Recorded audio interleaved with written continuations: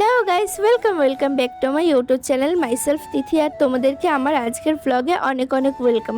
তোমরা যারা আমাকে প্রথমবার নিউ দেখছো তারা কিন্তু আমার চ্যানেল অবশ্যই সাবস্ক্রাইব করতে ভুলবে না, কারণ এরপরে আরও ইন্টারেস্টিং নানা রকম ভিডিও আসতে চলেছে। আমরা যাচ্ছি আজকে আমাদের একজন আত্মীয়দের বাড়ি, কিন্তু কাদের বাড়ি যাচ্ছি, কোথায় যাচ্ছি সেটা এখন রিভিল করব না, সেটা আরও একটু পরে বলবো। আমরা এখন এই পারে চলে এসেছি কারণ আমার মাসি ওরা আসবে আর আমাদেরকে এখান থেকেই বাস ধরতে হবে।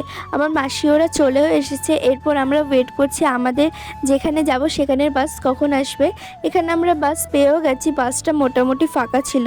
আর আমি দুপুরে তেমন কিছু খাইনি, সেই জন্য আমাদের গাছের পেয়ারা নিয়েছিলাম। পেয়ারাটা খেতে অসাধারণ ছিল খেতে। এরপর আমি ফাঁকা জায়গা পেয়ে বসেও পড়েছি।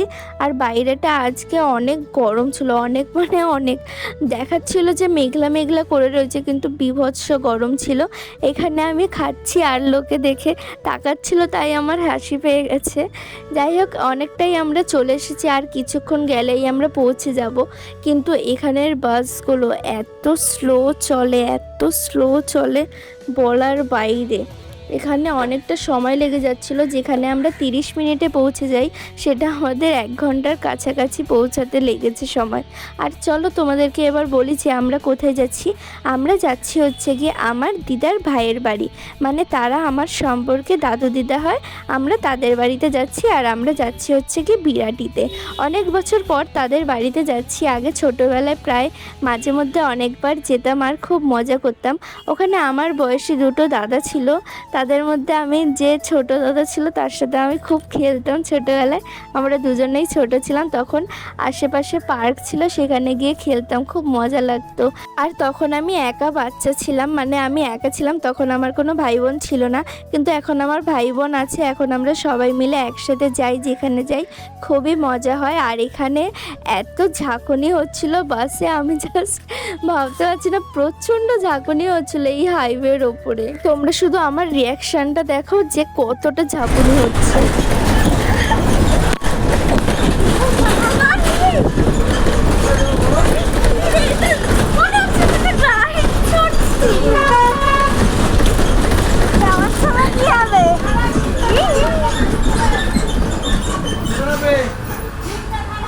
ও ভাই, মানে একদম আলাদাই লেভেলে বাসে এরকম ঝাঁকুনি প্রথমবার খেলাম। আর এই জায়গাটা আস্তে আস্তে বাস প্রায় ফাঁকাই হয়ে গেছে, এমনিতেও বাস ফাঁকাই ছিল, আমরা এসেই সিট পেয়ে গেছিলাম। বাট এই সময় আমরা তো নেমেই যাব, বাকি মাত্র আর 2 জন থেকে যাবে বাসে, মানে বাসটা এতটা ফাঁকা। তারপর আমরা প্রায় চলেই এসেছি, এখন মানে কিছুক্ষণের মধ্যে পৌঁছে যাব। আমি তাই আগে উঠে গেছি যে আমি কখন নামবো। আর আমার বাসে মানে আমার গাড়িতে একটু সিকনেস আছে, আমি গাড়িতে ট্রাভেল করতে গেলে আমার খুবই প্রবলেম হয়, এটা অনেকেরই ওরকম হয় হয়তো। যাই হোক, আমরা এখানে পৌঁছে গেছি, নেমে গেছি। এখানে আমাদের গন্তব্য, আমরা বিরাটির এই 286 নম্বর বাসে করে এসেছি। আর এখন আমরা যাচ্ছি হচ্ছে কি আমাদের সেই আত্মীয়দের বাড়িতে। আর এখানে আমরা যখন যাচ্ছিলাম হঠাৎ বৃষ্টি শুরু হয়েছিল। আর এখানে এসে আমি একটা খুবই ইন্টারেস্টিং জিনিস দেখতে পেয়েছি, দেখলাম যে একটা রেস্টুরেন্ট ওইটা এই ডায়লগে দিয়েছে। বাহ, কি ক্রিয়েটিভিটি! যাই হোক, তো আমরা এখানে ওয়েট করছিলাম। আমার মা গেছিলো মিষ্টি কিনতে, মা মিষ্টি কিনে আসার পর আমরা তারপর যাব তাদের বাড়িতে। আসলে আমাদের এখান থেকে ওখানে অবধি নিয়ে যেতে যেতে বাসের মধ্যে প্রচণ্ড ভিড় থাকে, সেই জন্য আমরা এখান থেকে যে মিষ্টি কিনে যাব সেখানে বাসে কোনো রকম প্রবলেম হতে পারে, সেই জন্য আমি এখানে এসে তারপরে কিনি। একবারের একটা ঘটনা বলছি, আমি যাচ্ছিলাম মাসিদের বাড়িতে আর রসগোল্লা নিয়েছিলাম। তখন শীতের সময় সবে গুড়ের রসগোল্লা উঠেছে আর নিয়েছি, আর আমি বসেছি, আমার ওপরে আমার ব্যাগ রেখেছি কোলের ওপরে, আর তার ওপর মিষ্টিটা রেখেছিলাম। এবার ওরা প্যাকেজিং এমন করে দিয়েছিল, মানে ভালো করেই প্যাকেজিং ছিল, কিন্তু ওটা ওদের ফল্ট, কিভাবে করেছে জানি না। প্যাকেট পুরো ছিঁড়ে, পুরো যে রসগোল্লার যেই রস মিষ্টি পুরো আমার জামায় ব্যাগে পুরো ভরে গেছিলো। তারপর থেকে আমরা কোথাও যাওয়ার সময় আর মিষ্টি নিই না, আমরা সেখানে গিয়ে তারপরে মিষ্টি কিনি। এখানে আমরা যাদের বাড়িতে এসেছি দাদু দিদার, তাদের বাড়িতে আমরা চলে এসেছি। এখানে কিছু জিনিসপত্র খেলাম। তারপর এখানে দেখাচ্ছিলাম যে এটা এত ছোট চিরুনি, ওটা আসলে আমার বোনের চিরুনি। তারপর দেখতে দেখতে গল্প করে অনেকটাই রাত হয়ে গেছে, এখন প্রায় 7টা মতো বাজতে যায়, 7টারও বেশি বোধহয়। এখন আমরা বেরিয়ে পড়বো। আর এখান থেকে ডিরেক্ট কেষ্টপুর যাওয়ার বাস নেই, দেখি আমাদেরকে উবের বা র্যাপিডো বুক করতে হবে। এটা হচ্ছে আজকের আমার আউটফিট ছিল।